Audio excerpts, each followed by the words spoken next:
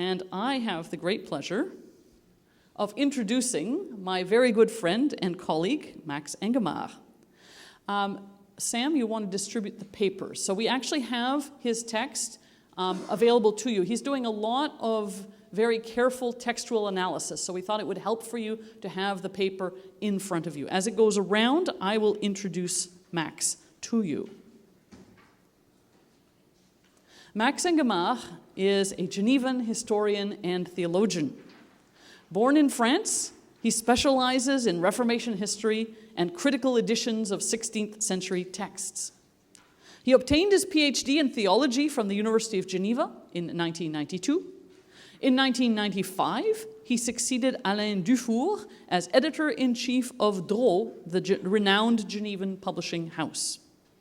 His works include L'Ordre du Temps, L'invention de la ponctualité au XVIe siècle, published by Drault in 2004, translated as On Time, Punctuality, and Discipline in Early Modern Calvinism, Cambridge 2009. One of his recent books is Prêcher au XVIe siècle, la forme du sermon réformé en Suisse, published by Labor et Fides in 2018 on sermons in Switzerland in the 16th century, as well as critical editions of Calvin's sermons on Genesis, his lectures on Lamentations, and the 1562 Genevan Psalter, among others. We are very much looking forward to Max's presentation to us this morning, and his presentation to us today is titled Exile on Psalm Street, Calvin Correcting His Anatomy of All Parts of the Soul in his Psalms Commentary. Please join me in welcoming Max Engammare.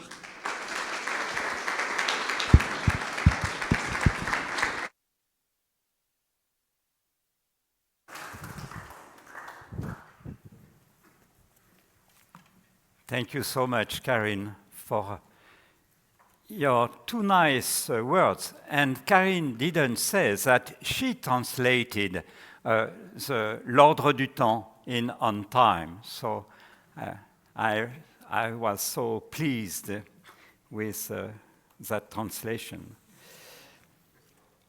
And after so many works and critical edition, I was almost sure that I was finished with Calvin.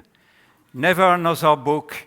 I could do something else. And I discovered his own copy of the institution and 3 other books. And one of them, I wrote some pages in the book, but I remain the main information for that Congress and for that presentation. That Calvin, yes, that Calvin was an exile, and thank you so much also, Karin, for the copy of the text, because Karin, do not trust my French accent, and so it's better for you to have the paper to understand what I would like to give. That Calvin was an exile throughout his life as a reformer of the church is a truism that has been repeated by many, myself included.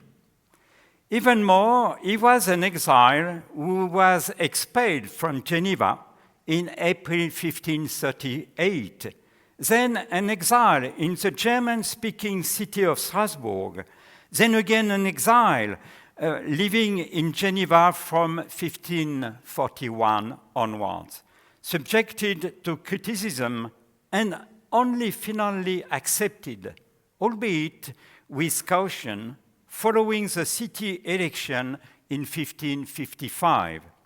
He only became a citizen of Geneva in 1559, 5 years before his death.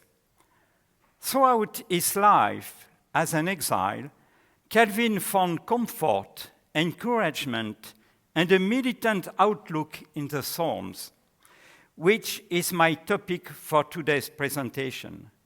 Let us begin with an overview on the importance of the Psalms in Calvin's career, before we turn to a closer examination of his personal, or what I have called his household copy of the 1557 in Libros Psalmorum Commentarius. We will be carefully studying the final handwritten correction he made to this work before ending with some comments on the role of inspiration for Calvin as a scriptural exegete. First, the Psalms. In the first edition of the 1536 Institutio Christianae Religionis, Calvin's cites, refers to and meditates on the Psalms across the 6th chapter of the work, beginning already in his letter to Francis I. In the final Latin and French version of the Institutes, Calvin cites 113 different psalms, several of these repeatedly, including 15 references to the long Psalm 119 on the law.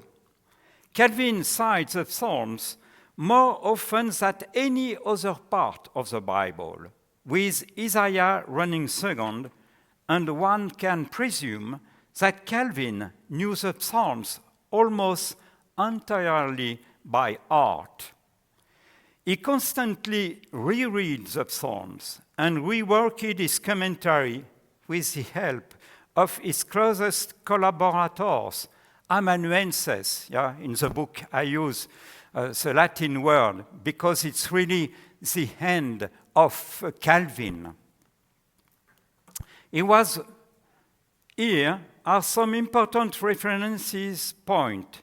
In 1539, Calvin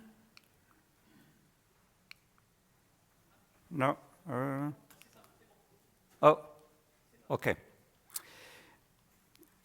It's good. Calvin, aucun psaume were published in Strasbourg. And two of them, I do not read the partition of the Psalms. We are sure that Calvin wrote two of them, perhaps more, but two it's certain. In early 1546, Calvin's first two surviving sermons were printed. He had preached this on successive Wednesday in November 1545. The only sermons that Calvin revised before publication were his 4 sermons on Psalm 87, published in 1552. 4 sermons traitant des matières fort utiles pour notre temps, comme on pourra voir par la préface, in which he renewed his opposition to Nicodemus. Calvin preached these sermons in the summer of 1549, before his faithful stenographer, Denis Raguenier, began his task of recording all of Calvin's sermons in writing. Beginning in 1549, Calvin preached on the Psalms for many years. In the preface of his In Librum Psalmorus Commentarius, dated July 23rd, 1557, Calvin noted that he had commented on the psalm 3 years ago in our little school, in ac tenui nostra scola exposueram ante 3 annos. In fact, beginning in 1552. Furthermore, he specified that his oral presentation were taken down faithfully and skillfully, without complaint over the work involved in doing so. His devoted secretary, Nicolas de Galard, was the one who took care of taking notes and gave this to Calvin when it came time to prepare the written commentary. In 1555, Calvin also elected to exegete the psalm for the Friday congregation for the Company of Pastors. The key date of 1536, 39, 46, 52, 55, 57 were interpused with other years focused on the Psalms, given that Calvin spent his whole life with the Psalms. Indeed, his Sunday sermons alternated between the New Testament and the Psalms. Thus, Calvin opened himself to the Psalms, while at the same time the Psalms opened themselves to him.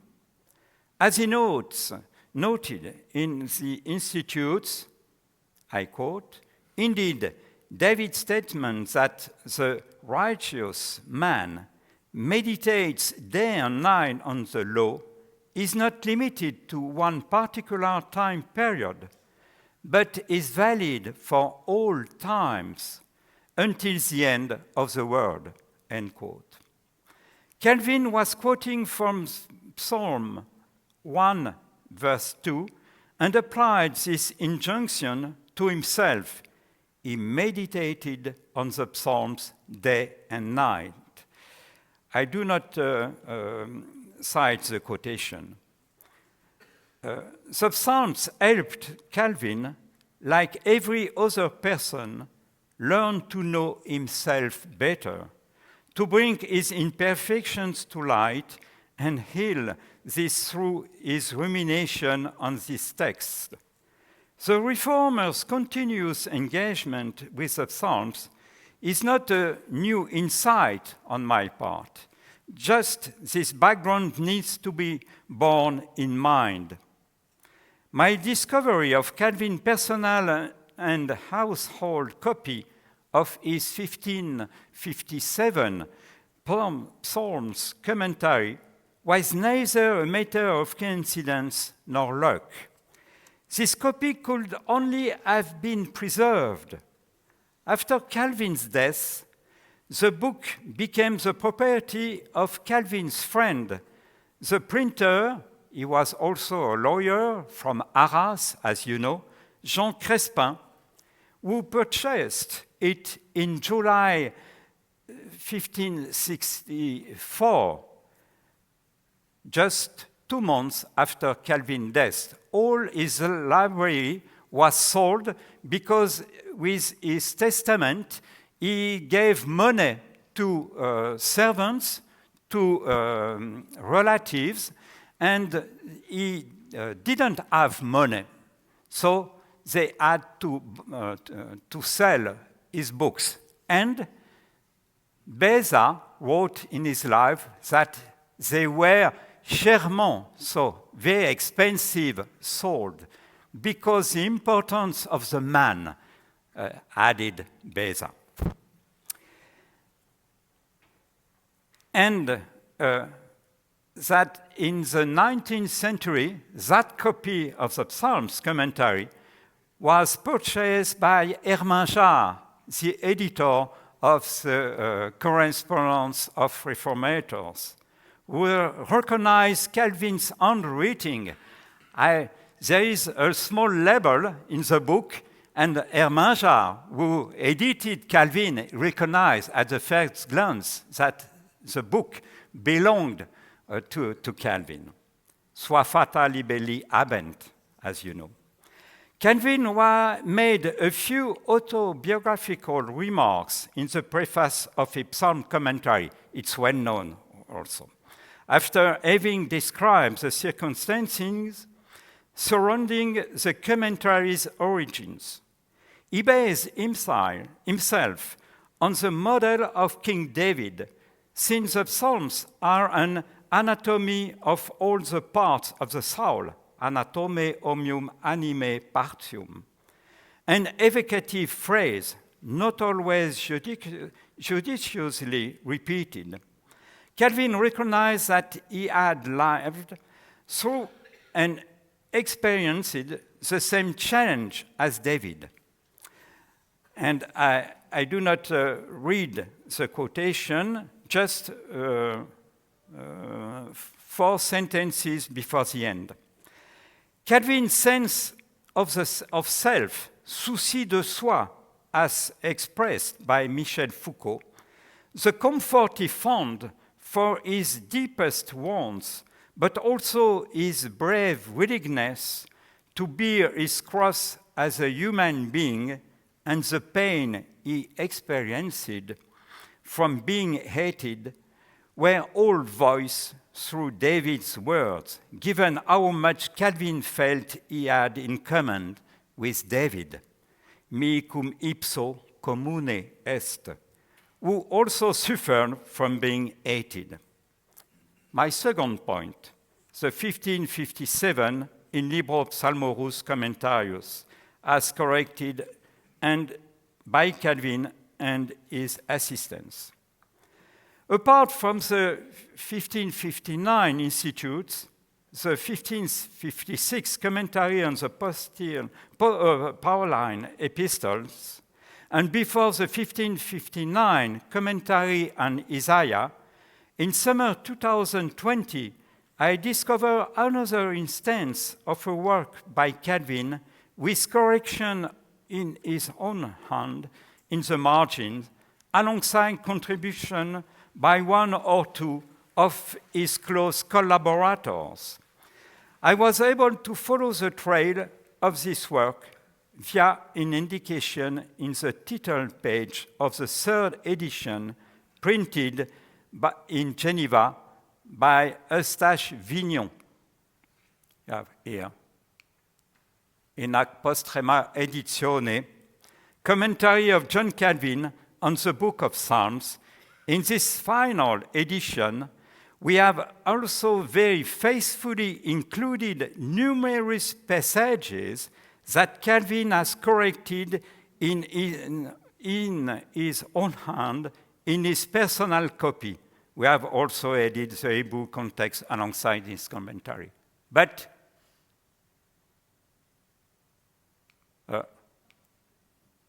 Calvini manu, in ipsius exemplari emendator. Calvini manu.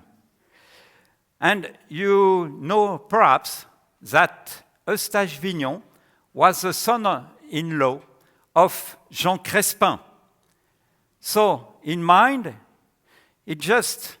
we were 14 years after Calvin's death, and the son-in-law of Jean Crespin, and his father-in-law was dead. Jean Crespin was dead just 5 years ago, and he published that book with a copy his father-in-law bought.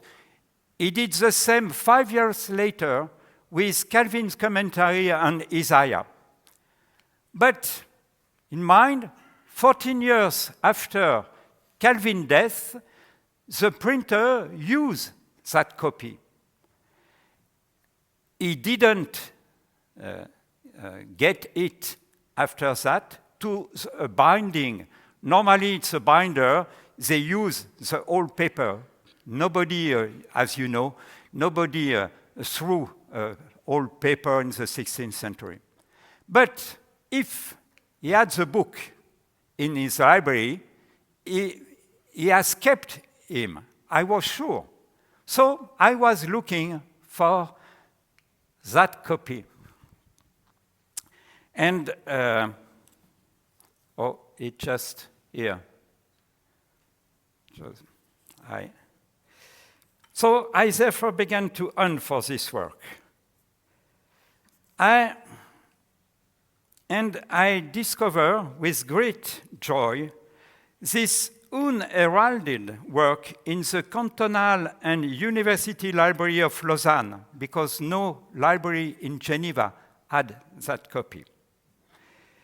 Full of marginal notes by Calvin and 2 of his secretary collaborators. I first noted that one of Calvin's collaborators had copied out 32 of the 33 errata that appear on the sheet, printed on the sheet, printed at the end of the 1557 edition. And enter here in the text in brown ink. It's not Calvin hand here. But it was here, the work you see, it was nunc. But it's not a temporal remark needed it, but more a local remark. And so it's ink and not nunc. And so it's the explanation I give in the paper. I think it's just because the manuscript was, the age was not very good done, but nunc, it's not a word in Latin. So it's a reason they put nunc, because they couldn't arrive to print the right word. So not Calvin himself, but an amanuensis has done the work.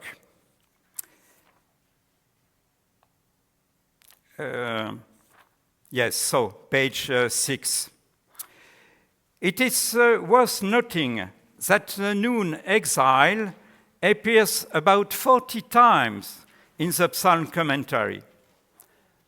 Not surprisingly, most of these refer to the Babylonian exile and captivity, but some others point to David's exile. Some of the words and phrases could even point to Calvin's exile. So none are used in reference to the first personal singular. I skip once again the quote. The whole of his life becomes like the existence of a beaten down exile. While Calvin's life as an exile was easier by 1557, Calvin conflated his own experience with David's. When commenting on Psalm 126, Calvin explained, "For there is nothing more miserable than living in exile." A pitiable exile, a calamity, a violent wrenching, the sadness and starkness of exile, growing old in the misery of exile. Calvin made use of all these phrases in his commentary on the Psalms, but he did not amend or make changes to them after 1558, 1559. It may well be that his Genevan exile had become less painful and did not call for any new coverage. Therefore, we need to turn to other psalms to discover some of Calvin's more extensive edits, alongside a correction of typical errors. The two following shorter edits appears in his commentary on Psalm 75. He changed amorem for ardorem. So, I quote only in English, and this repetition is important in expressing the ardent zeal better than the loving zeal when singing God's praise. This correction did not appear in the errata sheet, and it was in Calvin's handwriting. The change softens the wording, but it is more accurate because ardent rather than loving is more appropriate here. The confusion between amor and ardor may have been a typo based on the vertical line of the manuscript D, leaning too much towards the horizontal date. Yes? If the D is like that, you can read it because a typo read swiftly to set the books. So just to explain the error.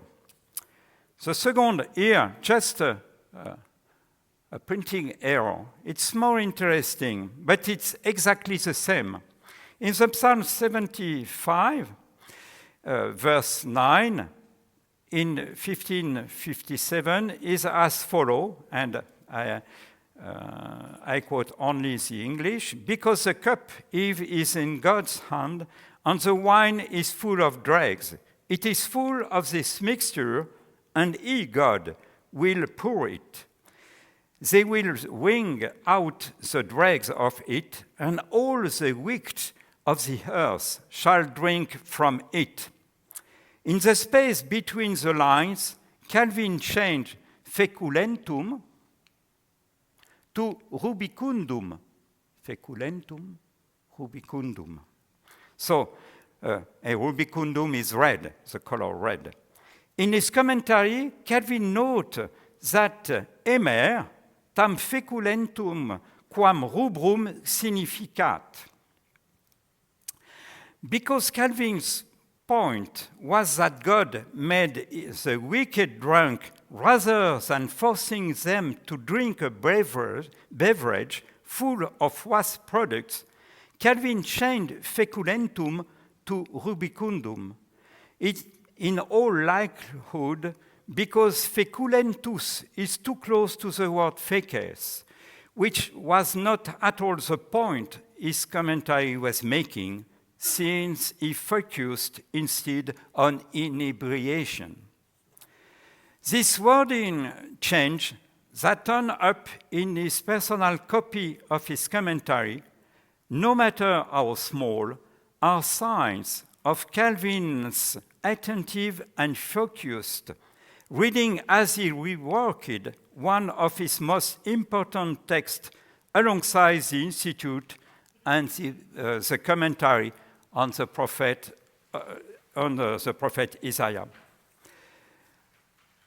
I do not comment that first very long quotation because I did it in the book and you can read it after that. I prefer to focus on the part not written in the book.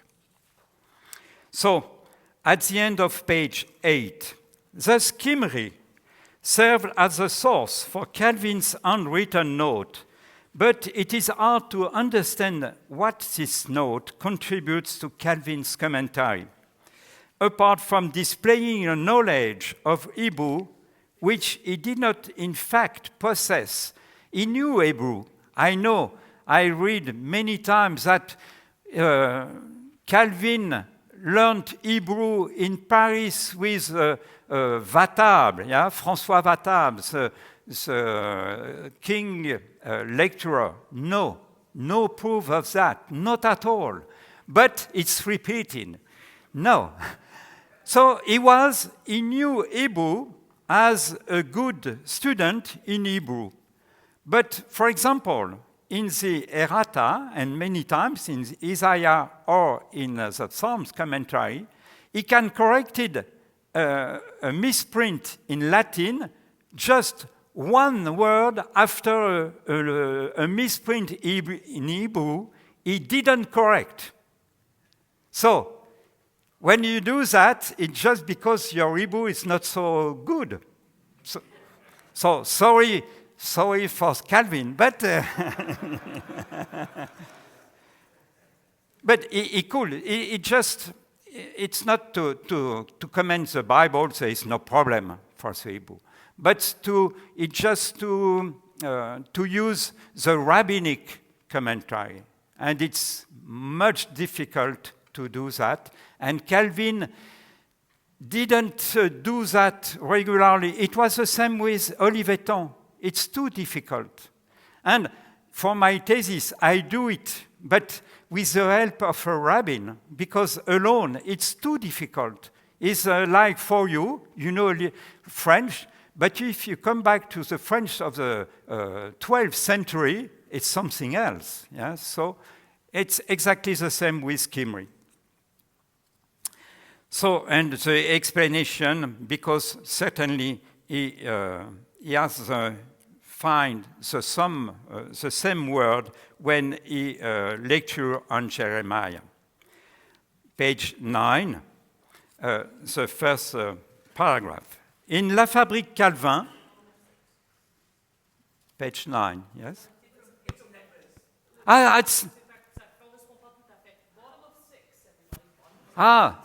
Sorry, because Karin did a perfect translation, but just because I know a little bit English, I've changed some words and some expression.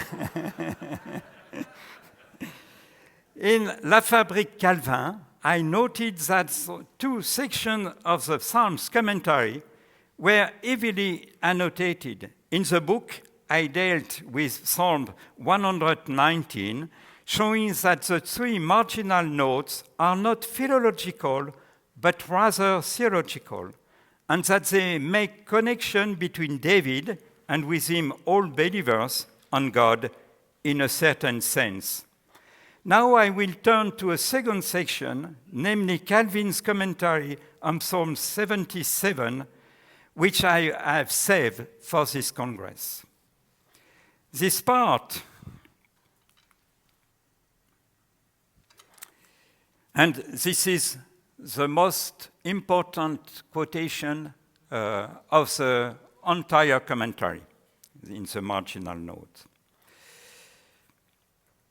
The first part of Psalm 77 articulates the psalmist's anxiety over God's possible rejection of his people. Also, the psalmist recalls God's past deeds and grounds his hope in remembering how God has saved his people and made use of the forces of nature to set off a terrible sunset storm, and finally led his people in safely under the leadership of Moses and Aaron. Calvin made use of this verse to lay out reasons for the church to pray in the midst of persecution. I skip the quote. Calvin reworked his exegesis in the section of his commentary on verse 11. Verse 11 in brief, et dixi occidere meum, ani dextere excelsi, which two variant wording in the margin.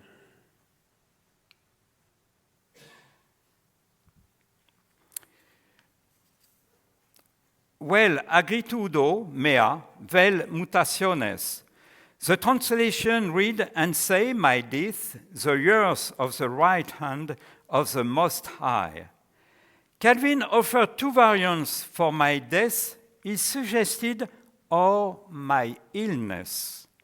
And for the years, he wrote, or changes. It is hard to affirm that the meaning of this verse is clear and evident to all. Something Calvin admits in the first word of his commentary, varie exponitur hic locus. This passage has been explained in various ways. Calvin's first marginal note, no, it just, yeah, the three marginal notes. The first one. The first marginal note addressed the meaning of the word aloti, which it suggested could be understood as follows. God intending the psalmist's death, occidere meum, from the start. Calvin offers a less stark reading, ali egrotare, vel infirmari vertunt, quod est ad contextum longe aptius.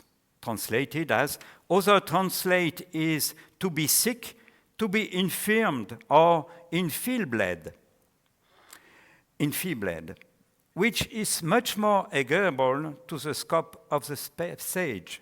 Calvin underlined est ad contextum, ed ad contextum longe aptius, with a second phrase that was much more restrained and included a double negative, non male, as it was suddenly less sure were the next three edits along the same lines.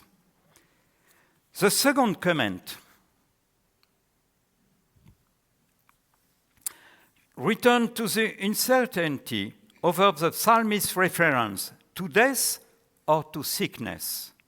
In 1557, Calvin added, non dubito igitur quin se exoneret propheta, statuens ad tempus taxat se deici. And you have the translation. Calvin underlined, not dubito igitur quin, and noted in the margin, probabile hoc ut.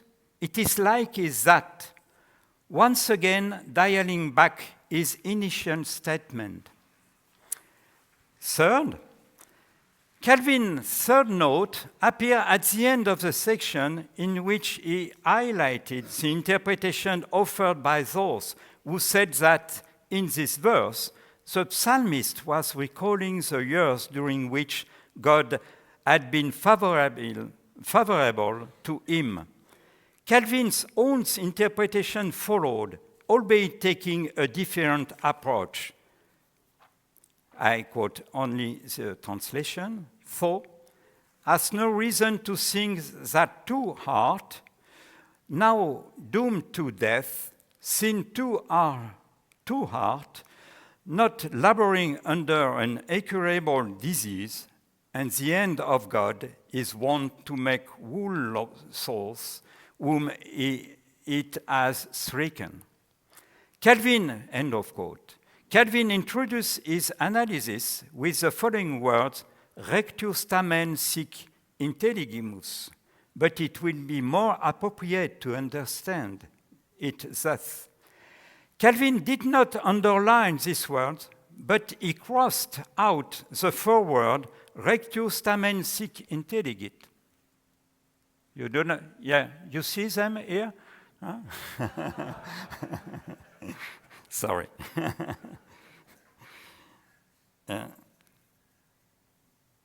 Once again, Calvin was dialing back the interpretation of this passage from an incurable disease to one that can be cured, sanabilis.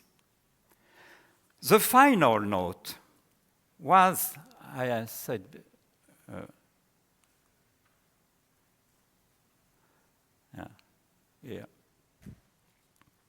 the final note was at lengthy marginal insertion that appeared at the end of his commentary on verse 11, which ended with the following, I quote in English, but it is more probable that the prophet directs his view to the future and means that it became him to await the years of revolutions of the right hand of the Most High until he should afford clear and undisputed evidence of the return of his favor toward him. At this point, Calvin added his longest note to this 1557 edition of the Psalm commentary. I quote in English, but again, I am evaluating everything very carefully. The psalmist continues his lamentation, and like a man in despair, he discusses what happened to his salvation. He now senses that God's hand that had been strong to save him in the past is now armed in the midst of his misery. Indeed, he subsequently adds that beyond the comfort he received, God's hand also relieved his great affliction.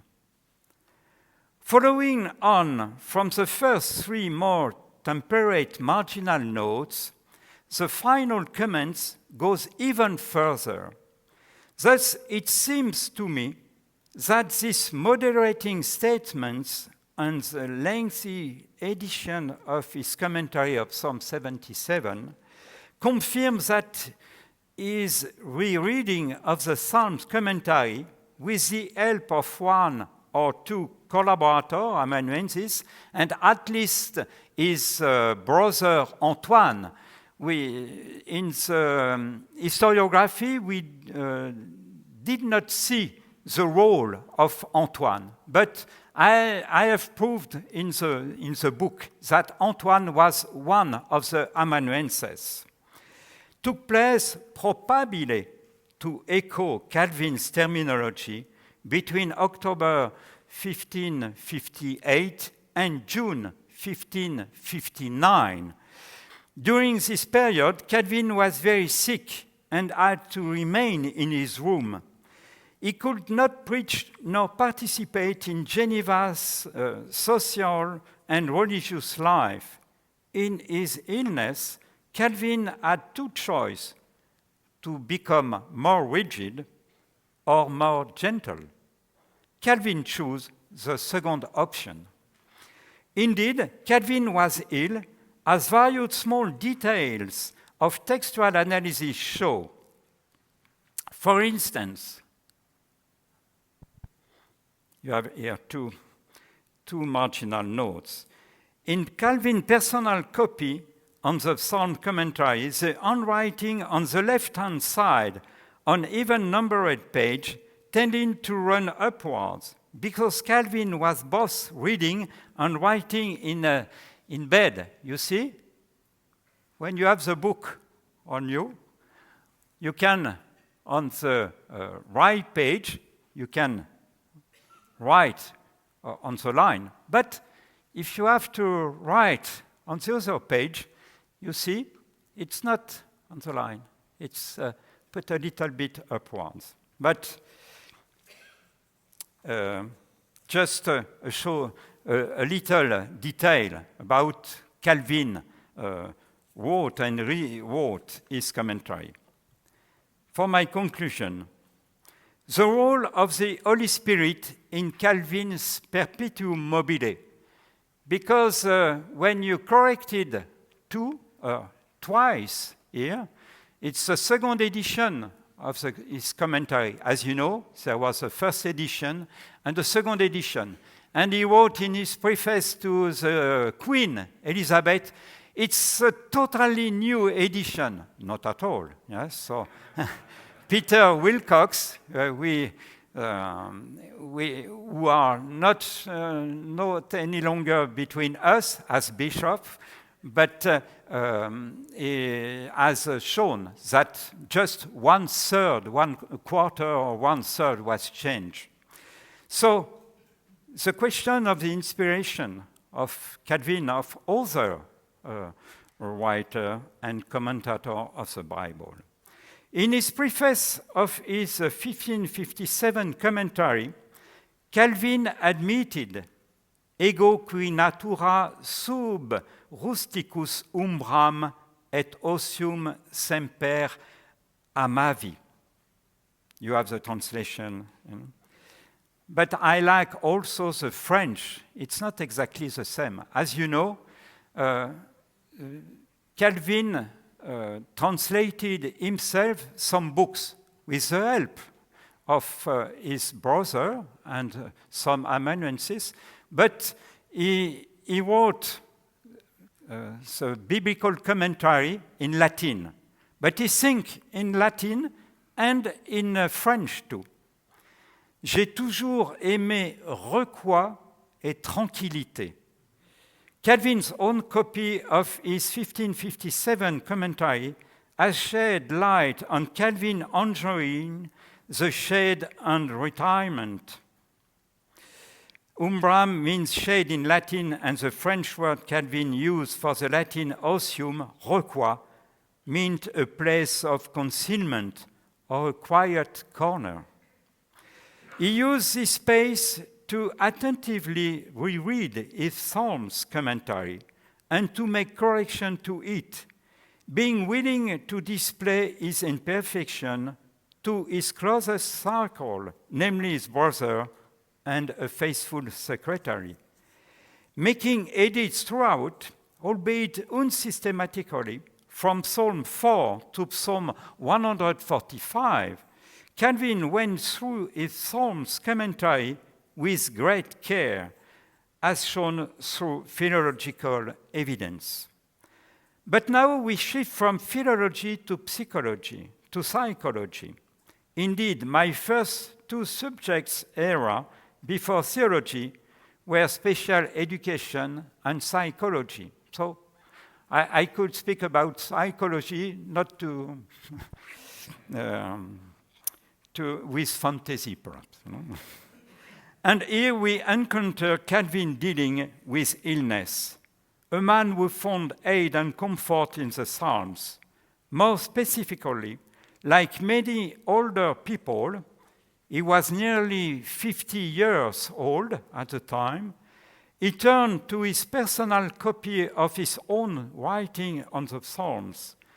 We have listened in on a reformer working in his room, a man plagued with illness who tempered his language and moderate his customary vehemence, allowing us to see more clearly into a part of his suffering soul. In reworking his commentary on Isaiah and of the Psalms, alongside his institutes, Calvin continually put his work back on the loom, a perpetuum mobile that was not the same as that of Montaigne, but was just as visible, even though Calvin was not always the one holding the pen or the scissors. Calvin's written work was not set in stone.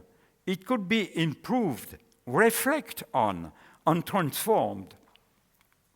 This whole process clearly points to the issue of inspiration. From a Reformed perspective, the inspiration of the Holy Spirit is never automatic nor direct, but instead expresses itself through human words or actions. This human agent is never denied nor ignored.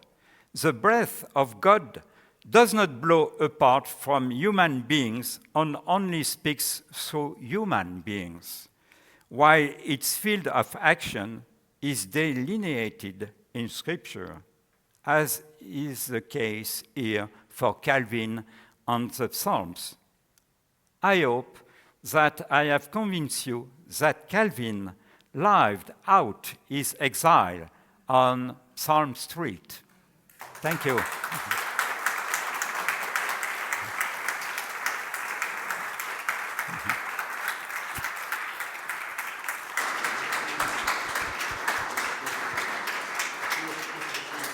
Thank you. Thank you, Max, for a very impressive paper. And I think we owe Max a very deep debt of gratitude for his careful work with Calvin's writings and then also showing the process, right? That it's not a one-time deal, but that Calvin, through his personal, careful work, is reworking his own writings and making changes. So thank you for your work, such diligent, careful attention, Max. This is just amazing. So we have a good amount of time for discussion and questions. Sam has the microphone, so if there are people with questions, now is your chance. Go ahead. Hang on, the microphone's coming. Please remember to say your name. Yeah, my name is Ho-Jin An. I love to listen to your French accent, perfect English presentation. Oh, you're too kind. Yeah, because I will speak in Korean accent English until I die. But I can be a Calvin scholar just like you. And it can be a foolish question, but at the time of Calvin, did he speak in English? No. No, not at all. Did not know the Not England? a single word. No. not a single word. We hesitated if he knew a little bit German. But his Latin was perfect. His Greek was very good also, and French. So he was educated in French. But no matter when he wrote to the King Edward VI or to Elizabeth I, he wrote in Latin. Okay. And next question. Could you in your estimation, what is the key theme of the Calvin's commentary on Psalms as a one key point or key metaphor or key theme in your judgment? I said it. So it's for him, it's the most important book of the Bible. He helped that he had something very rare for him, something autobiographical in the preface of the Psalms, not on the preface of Genesis or Isaiah, Jeremiah, or the New Testaments. On the Psalms, he says something. Because the Psalms helped him at every time. It was why I show you at the beginning all this edition, the Psalm, to sing them.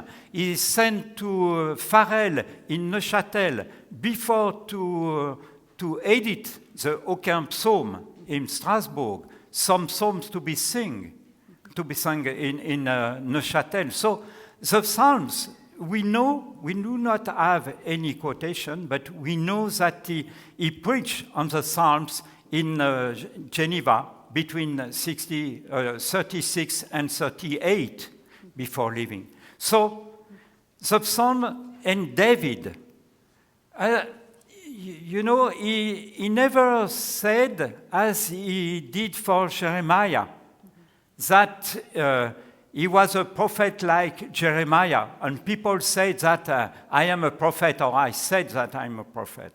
But he's very close to David, because the suffering David and the super magnific psalms that he read, he sing every day. The organization of the service in Geneva, you have the psalms at the beginning, at the end. So it's the most important book of the Bible, and the life of David has spoken for him. Yes, Paul Mpindi. I wrote my dissertation on Calvin's interpretation of the imprecatory Psalms. So I am a little bit puzzled when you talk about him not knowing Hebrew well.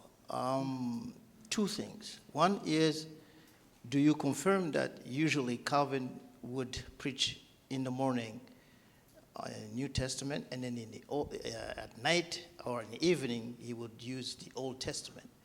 Is it true that he went up on the, we call it pulpit, with only his Hebrew text, and he literally translated from there, although he spoke, read it in French, but he went not with a French Bible, but a Hebrew text. Second, what do you say about him being called a Judaizer, because of his closeness to the Jewish community, where he mostly not only tried to improve. Now, I have to be fair, he was not a specialist, but my thinking and my own research shows that he actually had a good working knowledge of Hebrew itself. What do you say?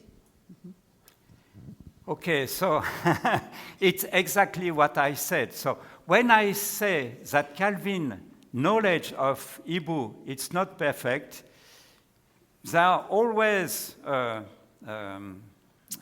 answer, or to say, as you have said, he knew Hebrew.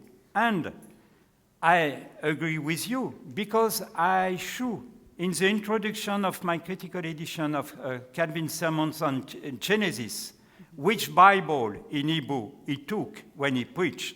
It's the first edition of Münster, Biblia Hebraica. So, but what I have shown also, sometimes its translation is not perfect.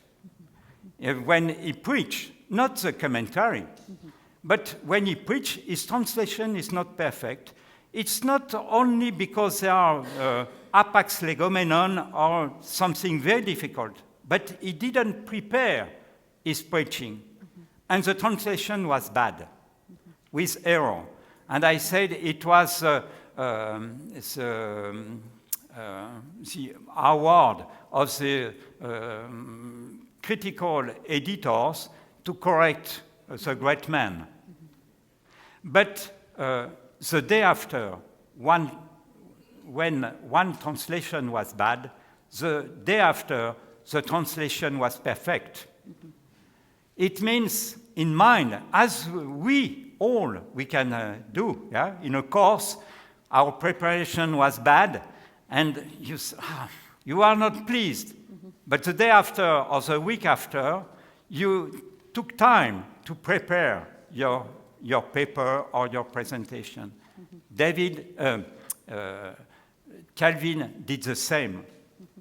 And it carried on some days, and after that, he had a lot to do, and you find, again, some mistakes in the translation. So he's capable. I say it's a very good student, so he knew Hebrew, not the rabbinical Hebrew, and he took the Bible.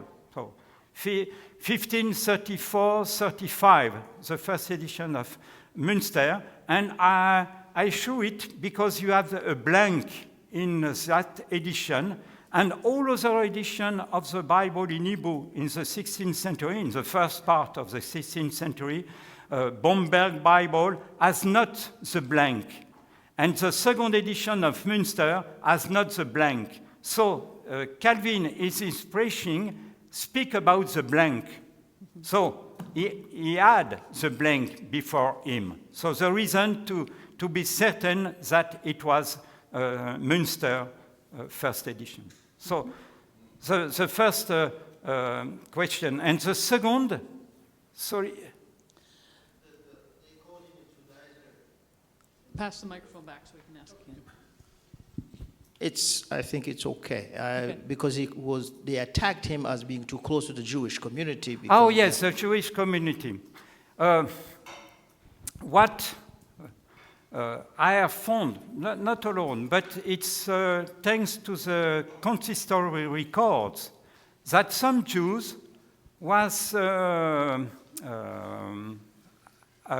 called to the consistory. And we know where the community was Grand Metzel, perhaps the people who know Geneva. It's now the most expensive part of the town, so in the old city, but it was a little ghetto at the time. So we have always thought that the Jews was put in exile at the end of the 15th century. At least was in Spain, in Portugal, in Geneva the same, because it was in Savoy. But we find a little community, but we do not know contact between Calvin and that community. If someone was helping him, we do not have any proof at all. But there were some Jews in Geneva. Thank you. There's another question at the back. Merwin Johnson. Two questions briefly. Did Calvin have a favorite psalm? Is one, I've always heard 130 was his favorite, but I would be interested in your view. Second question, do you have some other indications of Calvin's softening in these later years, either with the Institutes or the Psalms or some other things?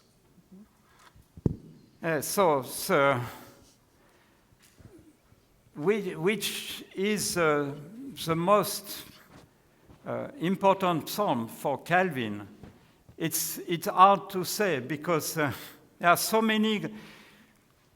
You see, from the beginning, we can say that at some point it's Psalm 119 because the longest and with the law.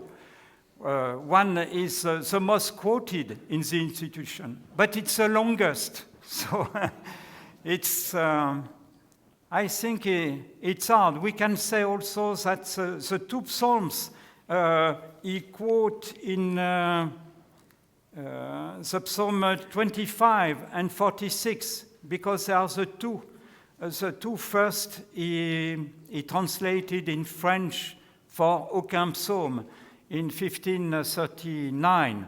But in my edition of Psalms, I said it's not very fair, but I'm very pleased that Calvin didn't do the work for the entire book of Psalms, because he's not so good as Marot, as Beza were.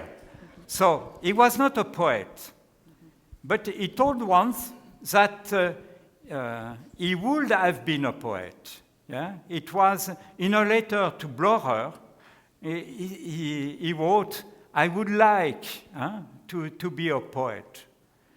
And you know, in Worms with Mélenchon, we have, and Eric Debourg knows that perfectly because he gave a perfect critical edition of it. So he wrote a poem, but he's not a poet.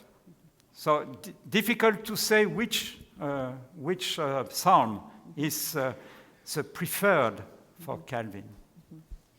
Because you have many answers. It will be better to say which psalm he didn't like, because he never quoted them, perhaps. But in the contrary, it's difficult. And then the second question. And so your second question, it's the same with the institution. Yes. So he quotes them. It comes so often, the psalms. Yes. Max, thank you very much. Your contributions are also full of surprises, and You're too kind. maybe I missed it because I was not listening too well. But when he was laying on his bed in that years, when he expected to finish his exile, was it his personal comfort and devotion, or was it also, I have to do some work, although I cannot teach and preach, I'm laying on my bed, and there has to be a new edition of this psalm book, maybe, so I give my notes there. What is your feeling about that? No, he has not finished his work, because as you know, his predicciones on Ezekiel are not finished. So he would have continued to do that. You know also that his commentary on Joshua was printed after his death. So he would have continued, certainly, not to go into the Song of Songs or the Revelation. Certainly not. Yeah? Even at 80 or 90, he would not have commented the Song of Songs or the Revelation. But the question is, I think that this period,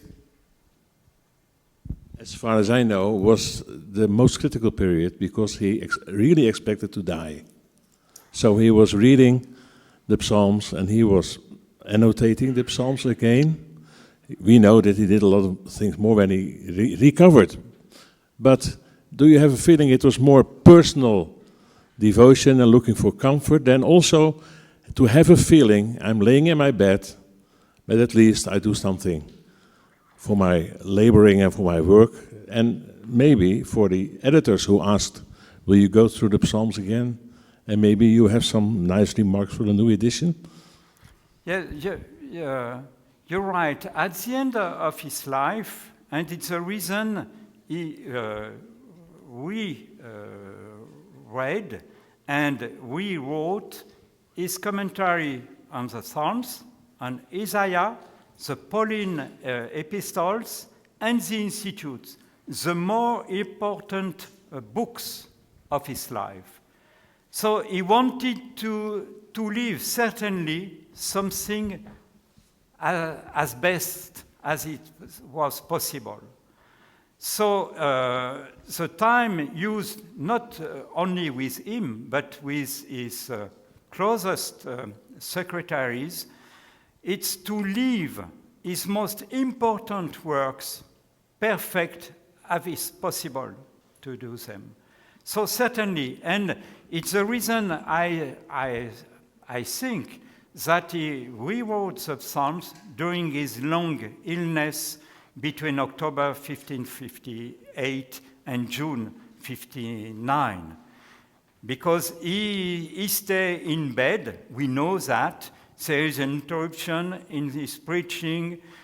He didn't go to the consistory and nothing. He was ill at home, and he rewrote his commentary in the Institution. The Institution, it's close to the French translation. So it's about in 1560 that he rewrote the Latin translation with the help and with the closest help of his brother.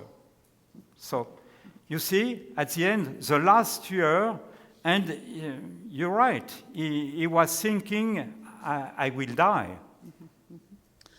Last question from Eric. Erik de Boer, my name is. Maybe put your microphone up. Oh, sorry. Erik de Boer.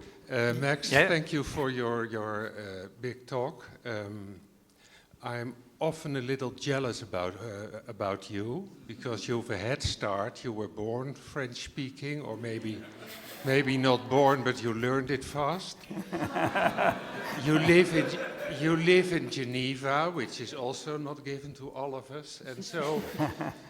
But to be honest, you are the perfect example of a researcher, because you do not find things because they are easy to find, but because you ask the right questions and you hunt for them. So I always listen to you and read you with delight. I have one observation to add. I totally agree with you that Calvin used the Münster edition of the Biblia Hebraica. I saw the same pattern which you described in the Genesis sermons, in the Ezekiel sermons, same pattern. Also the pattern of preparing well or preparing poorly.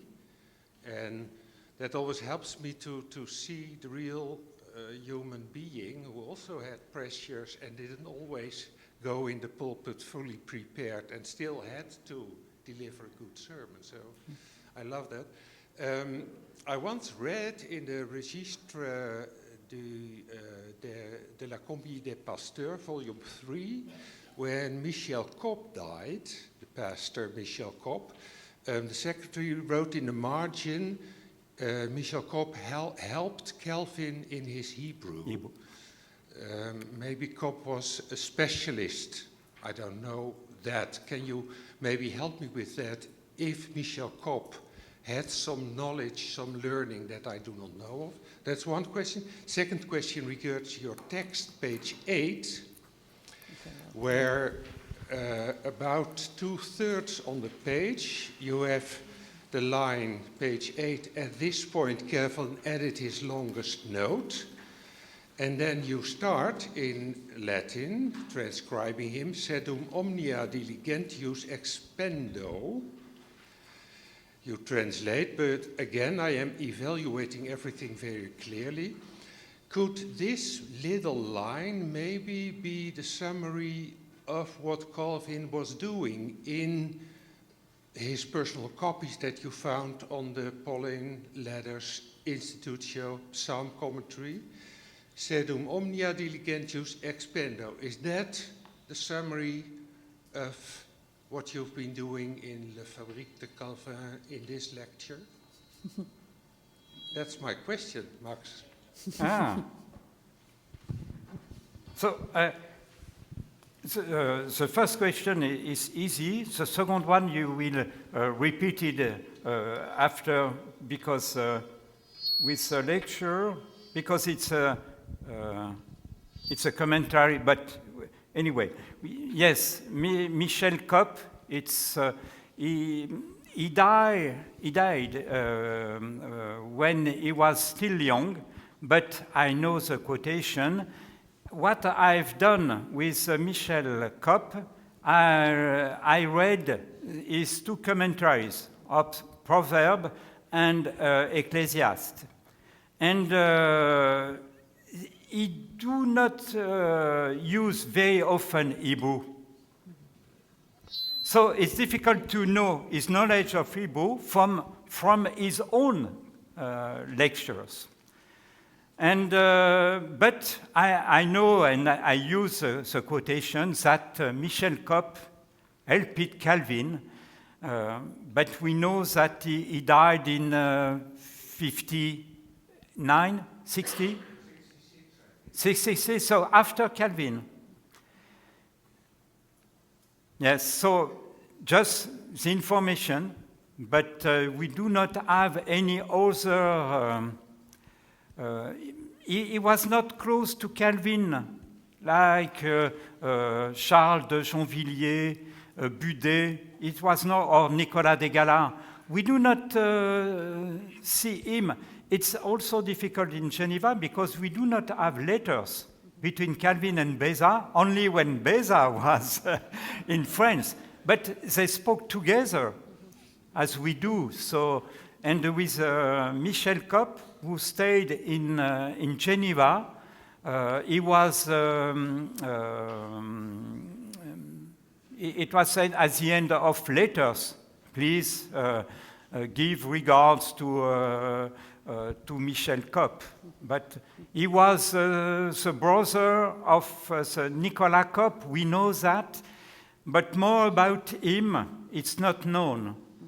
So if you have a good student who know French and Latin, you can propose him to do a dissertation on Michel Kopp, because his two commentaries are very interesting, and we do not have one article, but no book about the work of Michel Kopp. So it's really something to do. Mm-hmm. Thank you for that. And before we go to coffee, let us join in thanking Maag Engammare one more time.